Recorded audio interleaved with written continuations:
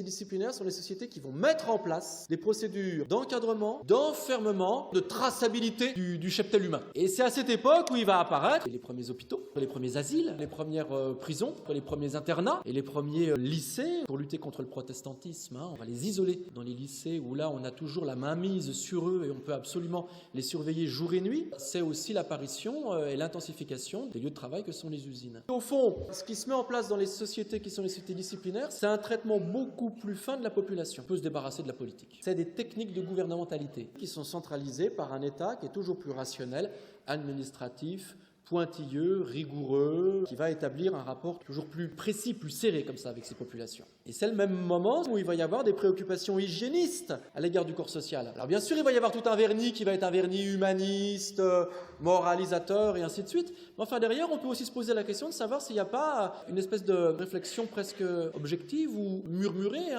qui vise à se poser la question de savoir comment on peut rentabiliser presque biologiquement ce cheptel humain en rationalisant parfaitement et au mieux les cadres qui sont les cadres de l'enfermement de la naissance jusqu'à la mort. Donc ça, si vous voulez, c'est le premier élément, ce sur quoi insiste Foucault. Si avec ça, ce serait facile, parce que nous serions au fond face à une très grande lisibilité de ces procédures disciplinaires. Et ces procédures disciplinaires, elles sont très procédurières, protocolaires, réglementarisées.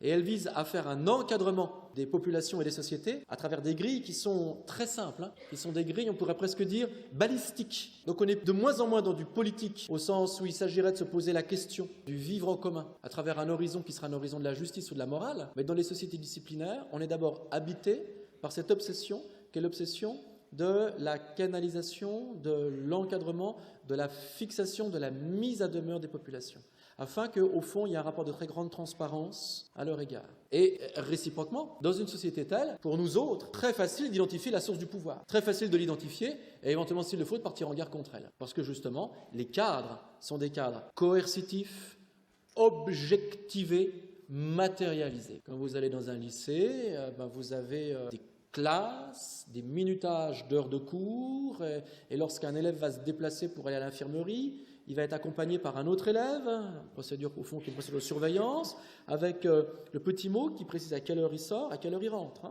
effectivement comme en prison.